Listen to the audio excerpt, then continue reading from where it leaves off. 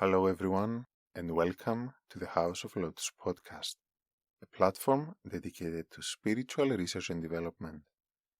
This podcast is meant to throw a little bit of light onto the path of each one of us and hopefully assist each of our listeners to take their own next step. With good intentions and one eye always on our truth, please remain open to what lies ahead. From my heart to yours, and from my mind to yours, may our spirit show us the way. On this episode, we shall talk about awareness, how it can be used in everyday life to help us learn ourselves and grow, and explain the internal process that takes place when working with an issue. Please take a deep breath, relax, and enjoy.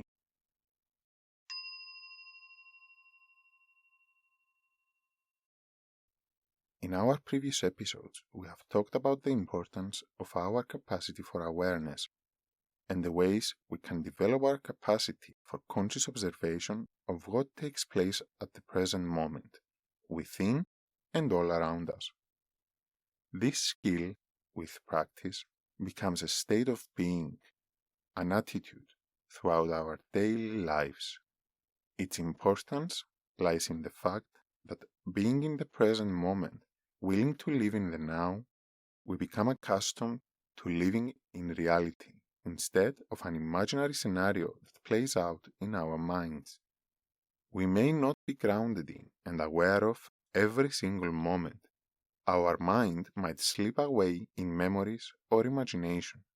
But when we keep returning to the now to see what we find in our reality at the present moment with kindness and acceptance, we allow the space for us to rediscover ourselves and the space to live consciously and in peace. When we can cultivate a state of kindness towards ourselves and remain but observants of what we find within, we can begin to discover our fears, our insecurities, and deepest issues, and with acceptance we can recognize them for what they are, knowing that whatever we may find, it is okay. They need not be us.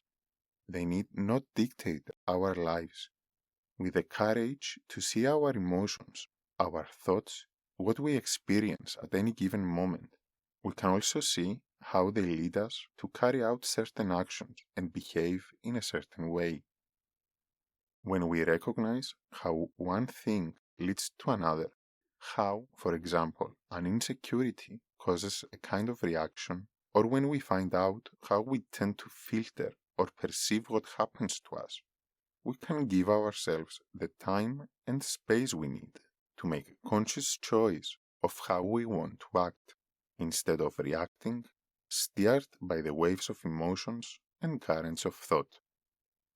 We have also talked about the chakra system, the energy centers within our body through which our physical, emotional, mental, and spiritual natures interconnect and reflect on one another so that each aspect resembles and functions like the others. Through this system, we know that our personality, our psychological experience and behavior are fundamentally connected with how we can experience our spiritual self. The more we discover and work with our issues, the more developed, transmuted, and purified our personality, the more we can receive and understand impressions from realms beyond the physical cosmos, and the more our soul can express itself through us. So, by getting to know ourselves and working with our issues, spirit can flow through us unhindered by them, and our experience will be as close to reality as our personality will allow.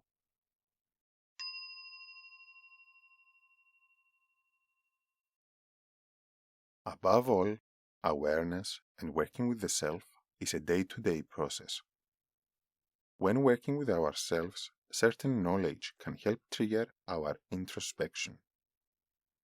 Because our experience is automatically colored in our perception by our beliefs and issues, shaped by our past experiences. Getting to know how we function, how we tend to perceive what happens to us, can help us create space between an event taking place and us responding to it. Becoming conscious of how we tend to filter things will allow us to gradually enhance our perspective of the world and open us to new experiences, beyond the patterns that reassure beliefs that don't serve us anymore. This is an ongoing, deeply personal process, one that begins with every new breath. Imagine for a while a calming space, your favorite place. Look around it and choose a spot in that environment to sit comfortably, listening to the sounds that reach your ears, the smells that tickle the tip of your nose. How does being there feel in your stomach? Are your shoulders relaxed? Now, visualize a person you hold dear. He or she walks at some distance. You smile and wave. That person doesn't seem to slow down. Instead, she keeps her pace, passes by, and carries on. Notice what kind of emotions tend to rise within you. Are there any thoughts accompanying that feeling? What is your first assumption? Now take a deep breath and bring yourselves to the present. Allow that vision to fade away, reminding yourselves that the whole incident was but a fantasy. Take one more breath and bring your awareness to all that takes place in your body, with the movement caused by this inhalation. How was your experience? What was the feeling you became aware of? Was it something unpleasant? What thoughts occupied your mind? Was it an assumption that created a train of thoughts irrelevant to what actually took place? What if I told you that in this visualization, the other person just didn't see you? Does this change how you feel now? During this exercise, many people tend to experience rejection or other unpleasantness, reminiscing of past experiences that can lead to thoughts of worrying, guilt, or anger. Now, this was only an example, an imaginary scenario. But these kind of processes occur within us all the time. With every interaction, with every piece of information that reaches our perception, an internal response is triggered, whether we know it or not. How many times did you catch yourselves in a mood without knowing what caused it? Or maybe you did find out the cause of it, but it stayed with you anyway. Imagine how many such responses we experience daily. Such a response may have nothing to do with what actually happened. As in our imaginary scenario, the other person just didn't see us, but still, some of us, in this fantasy, may have experienced something unpleasant. If we remain unaware of such an internal response, we cannot do something about it. We can't, for example, ask the person from our scenario, why didn't he wave back? If he had an issue with us that we can work to resolve, or he just didn't see us. And we can't separate what happened with that which was triggered within us by bringing ourselves back to the present moment. These internal responses, if remained unexamined, can stay with us, piling on one another, creating physical and psychological tension. Think of how many conflicts you have been through in your mind alone, irrespective of what actually caused them. How many scenarios we see playing out in our imagination. All of these are responses to an event. Whether we are conscious of them happening of what caused them to appear and why depends on our capacity for awareness and how we choose to deal with them when we do become aware. Of course, our mind will slip in scenarios. Of course, it will return to the past or run to the future. This is normal, a great mechanism of the brain. The point is to become able to realize it and with the next inhalation, bring our conscious mind back to the present, back to reality and what it entails. Only with becoming conscious of what is, with kindliness and acceptance, can we facilitate change that is of the essence, change that is fueled not by denial, insecurities, or fear, but change that is rooted in our intention for peace, peace with ourselves.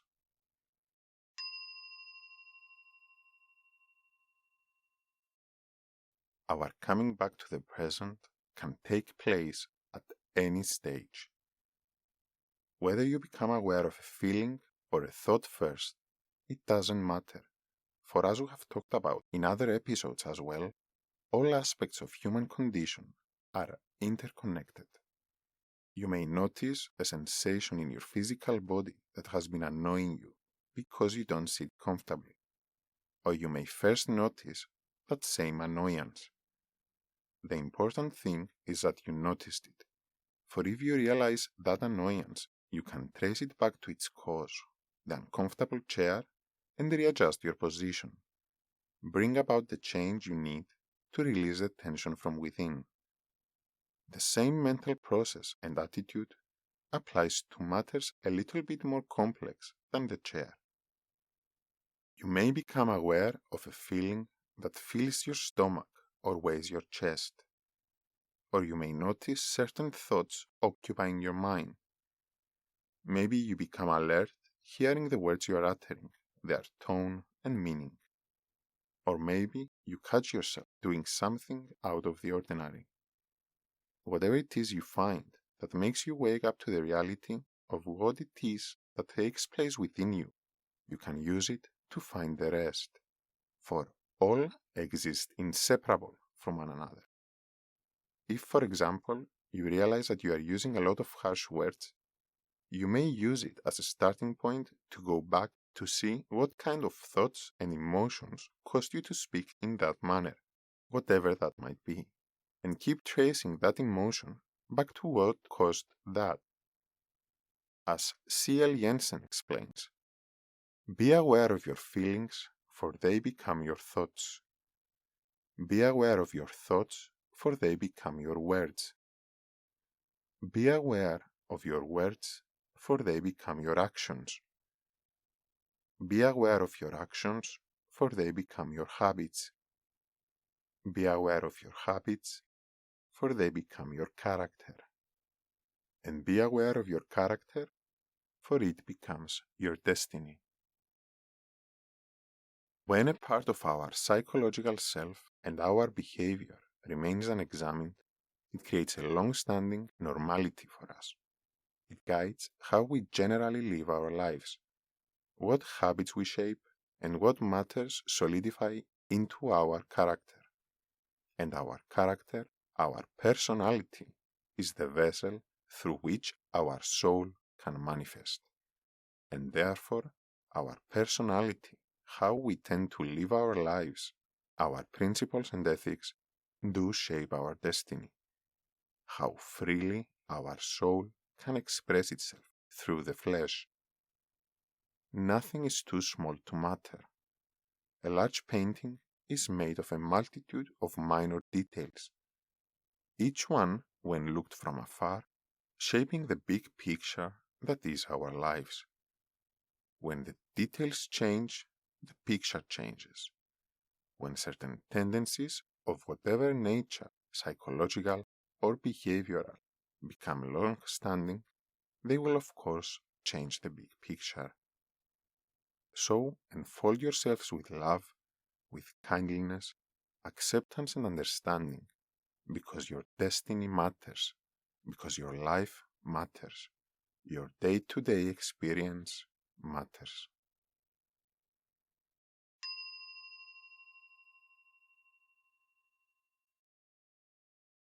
We look at ourselves then, honestly, without judgment, to come to terms with what we find, understand, and work with it. In this process, it may be helpful to remember that there are 4 general steps we follow when we work with an issue, either a temporary one or a long-standing one. The first step is noticing it, to become aware of it and recognize the issue, the situation. Without noticing, there is nothing in our conscious mind for us to deal with, and instead of us working with it, it remains a subconscious function which becomes the framework for our experience in life. When we acknowledge our object for observation, we then proceed with the intention to understand it. This we can do being an observant, detached from it, knowing that it needs not be us. It is just an issue that we experience. And as an observant, we can hold a state of acceptance and kind curiosity for what we may find. To understand it, then, is to first call it for what it is. Is it an emotion? What emotion is it? Is it a faulty belief that we hold to make sense of the world? Be honest and call it by its name. We can then examine where it came from. What kind of experience caused this outcome, shaped this issue? We can also inquire about the way it had served us when we first formed it. For example, a self-destructive tendency may have served the observer to attract the attention he needed as a child. But how may it keep affecting us in our lives now? When we understand its roots and how it affects us, we may proceed to accept it as it is. Accept how the course of events in our life have brought us here, exactly at the point we stand on. Accepting it means we don't have to keep fighting it, resisting to admit what happened because we wish it would be otherwise. We can be in peace with all of it, its cause, its very existence within us, and the fact that it needs not dictate our lives forever. We can then let it go, release the issue, or rather release ourselves from its tight grip. When we follow these steps concerning a temporary issue, a conflict we had, or a specific problem, we can even be completely free of it, keeping only the lesson it gave us and use it as another step in our self-development. The same we can do when we are concerned with a deeper issue of ours. Although keep in mind that core beliefs or issues may keep showing themselves in different forms throughout our lives. That is okay too. If it is such an important theme in our incarnation, we can keep examining it from different angles until we can be free of it. In any case, however, as we have said before, with being aware of how we function in the world, how our personality tends to perceive what happens to us, we can create the necessary space for us to be able to make a conscious choice of how we want to act, instead of subconsciously reacting according to how our issues lead us to. And of course, we can always ask for help if we need it to work through something we find.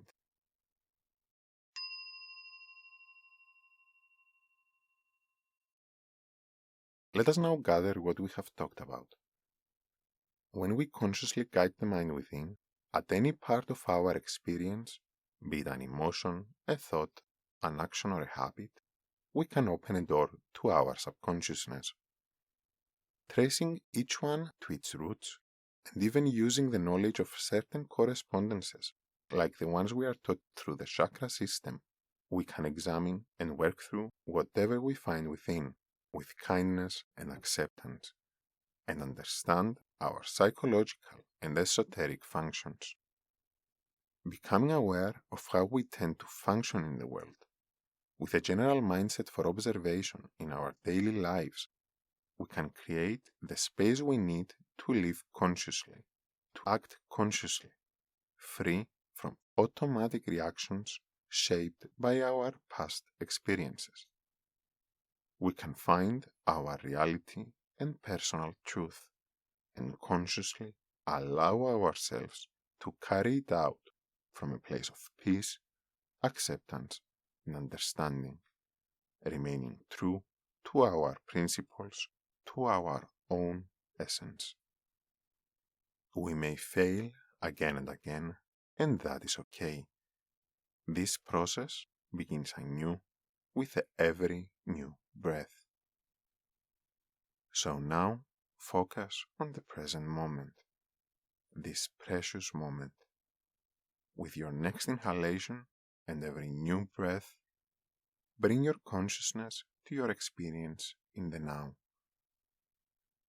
to what you find within you and all around you. Enfold yourselves with kindliness and acceptance, reassuring that whatever you find is okay.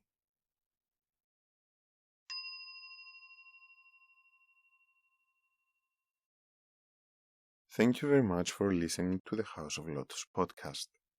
If you have enjoyed the episode, please consider supporting the show by following, sharing it, or becoming a patron to enjoy special rewards and extra content. You can find more about us on our website, thehouseoflotus.eu.